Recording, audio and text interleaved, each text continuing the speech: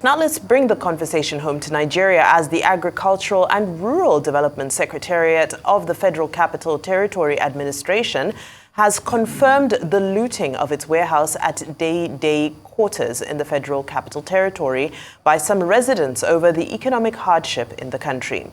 Secretary of the ARD Secretariat, Zakari Aliu, had earlier visited the warehouse where the residents had looted everything in the store and vandalized the place, removing the roofs and windows.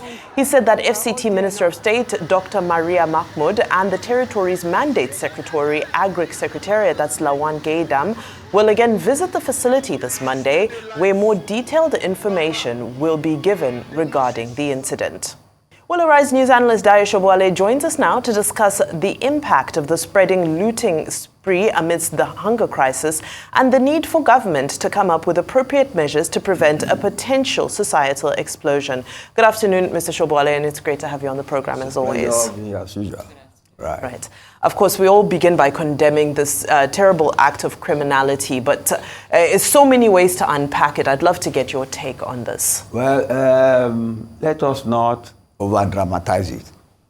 It's a very bad act. But you see, don't let us exaggerate it. I would want to say that I will wish it is a one-off situation. You see, I saw some, I read the story in the internet about a driver with a trailer of goods who just parked somewhere to say his prayers. And before he came back, they had looted the entire thing. Now, you see, this one was reported as being from NEMA. Before, NEMA has denied it. The Agric Institute has admitted it. Honestly, I would wish it is a one-off situation. Although it is a normal reaction of people when they are hungry or when they are hungry to loot. So you have to distinguish between the two, hungry and being angry. Or maybe they are in both moods. But you see, looting is criminal. There's no way you can explain it. So I'm happy the Agric Institute man, I said, the minister will visit and they'll put security in place. My first take on it is a form of conceptual analysis. Now we are talking of transparency and confidentiality in terms of where palliatives or foods are kept.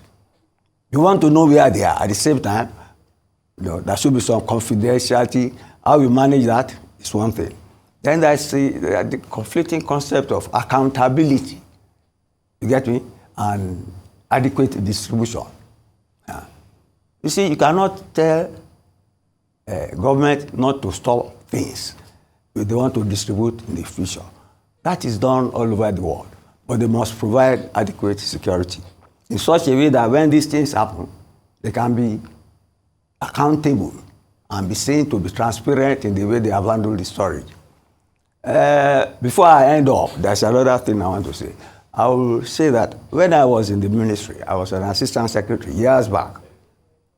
There is a class of people, just like secretaries and so on. You have a class of people, librarians, you have a class of people called stores officers.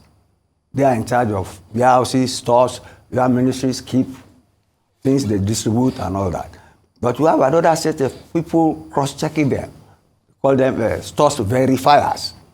Maybe those are the people who should be more active now in the storage and accountability for those things in the warehouses. But essentially, speed is of the essence in distributing these things. Speed and making sure that they get to the right places. I think it's because of the problems we have with the minister and with some people in terms of the lodgement of the funds and the distribution. That's why we have this present problem. But now, let me go to my own take on this thing. These things should not be allowed to go rampant. I condemn it, and government should stop it. And it should not be allowed to go rampant. But you see, I can try to see the mentality behind it. If you have heard of the Robin Hood story and the sheriff of Sherwood Forest, yes. You know, in economy, there's something called Robin Hood mentality, whereby, you see, you tax the rich to benefit the poor and reduce income inequalities. That is the source of this anger and hunger, income redistribution. You see, essentially, when you have democracy, you think you are talking of equal rights, but invariably the rights are not in terms of income equality. Whereas, theoretically, it should be so. Because you discover that in so-called authoritarian nations, they make sure that welfare is their priority for their people. They go to school, they have health facilities, they are safe here and here. But you see, it does not happen like that. In democracies, where you have liberal democracy or liberal economies, and you have market forces. I've been saying it, and I will keep on saying it. You see, income inequalities manifest more in democracies that run market economies. And they create this sort of hunger and hunger. You get me? And which are directed against the system and which create further insecurity. Because if they do not stop them now, you see, they think these are government vehicles or government institutions or facilities. They can go after private people too. So that's the what. You see, overall, it is creating an amazing nation of massive insecurity. So let's leave it at that. Yeah. Let's leave it at that for now. Well said, Mr. Sobowale. What you said reminded me of a saying by Mark Twain: "The lack of money is the root of all evil." But you know, we do know that we're seeing updates about security being boosted in such warehouses and some arrests having been made. One of the recommendations that were made by some concerned folks were in order to prevent such is swift distribution of such items, yes, which entails, ensuring prompt distribution of the items to the intended beneficiaries, developing efficient logistics and supply chain management systems. Regarding this aspect, what would you like to see, to make this actually I just mentioned happen? Just mentioned it. They should not be stored indefinitely. And that was what I was trying to say when I was talking of. Yes, but I mean the swift distribution aspect. What do you want to see? But you have to store them first. Oh, true. Do you get me? You have to store them and distribute them and make sure they get across to the appropriate people. That was why I mentioned storage, bringing in professional people on storage who can keep account of what is there. So that when the stock, they know the stock it is going, and they know it is going to the appropriate places. You see, the problem under NIN, BVN, and all that is part of the logistics to make the distribution accurate and swift, and not abused, so that the appropriate people get what is needed for them to have. That is it. So we are still at it. Mr. Sobowale, I was listening to an interesting conversation on the radio this morning, and first I want to expressly say these are not my views. I'm just conveying a message before you attack me. That's right. I'm happy you are I made the disclaimer. But, the callers who are calling in, the conversation was about the red rail, of course, that we saw being inaugurated last week. And the callers were saying, we don't want to see a red rail, we need food. They should give us gari. We don't want to see trains. We can't eat trains. What we need is food. Do you think that there's enough of a balance happening with regards to the celebration of these great infrastructural milestones? And there's several, in Abia State, for example, we saw the celebration of 24-hour electricity and so forth. Is it really balanced with us seeing the distribution of food, the distribution of palliatives? Because it seems like the conversation is lopsided. It is not lopsided.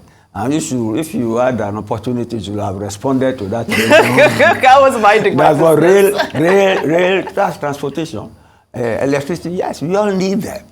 Without electricity, you can't have companies functioning. You can't have people being employed. You can't have goods being made. But people need to eat too. There is the marketplace. Let us go to the marketplace and get the food. Get me? But you see, like I always talk about free education.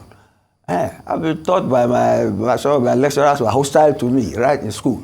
But no, government has so many priorities. You get me? You cannot say because you have free education, there should not be water, there should not be food. But then, that is the business of government, political management. You get it? To manage it in such a way, there is no lacuna, there is no hole to be exploited by people like this. That's why I say I pray this thing is a one-off thing. I don't want to join the background of people thinking it is widespread. I do not believe so. And I'm happy one of the institutions mentioned, I said, no, it's not them, it's another person, but it's not as if they're happy over that. So, imagine a driver carrying a lorry load, wanting to say his prayer, and they looted everything, they almost killed him. That's criminality. Get me? Government should handle that. Local government, it's not even federal government. You have local government. The other time when some people were driving things out of Niger State, the governor himself supervised people who stopped there. That they should not take the hand. It's not even a matter of governor now. The local government should look after people in their area. That is where you have the tiers of government, to bring democracy close to the people. But essentially, it's not that I admire a Robin Hood mentality, but I would prefer a situation whereby, even as we tax people, you get me, and increase our tax to GDP ratio, we should lessen the inequalities between the rich and the poor, and the have and have not. But definitely not through free market economy. Let me put that here. So next question. Talking about the lesson, bridging that gap with the inequalities, like you rightly suggested, Mr. Sobowale, are you content with the body language you're seeing from this administration regarding that specifically? I'm not. Bridging I'm not. Yeah. You see, there's nothing hidden about that. The lifestyle of the leadership does not show the front wealth, the front power, the front authority, ostentatious is there. You get me? Even in the way that the legislature is constructed and arranged, you can see the pomposity there. Compare that with the House of Commons in England. It's like they sit on a bench. You get me? Although you are not alone in that. If you see that of France too, you will think it is an emperor's sitting place. You see, if people are getting enough to go by, it's all right to display wealth. But if they are not, you are inviting their anger, especially if they are hungry. Absolutely. Mr. Dayo Sobowale, thank you so much for this great analysis on this issue.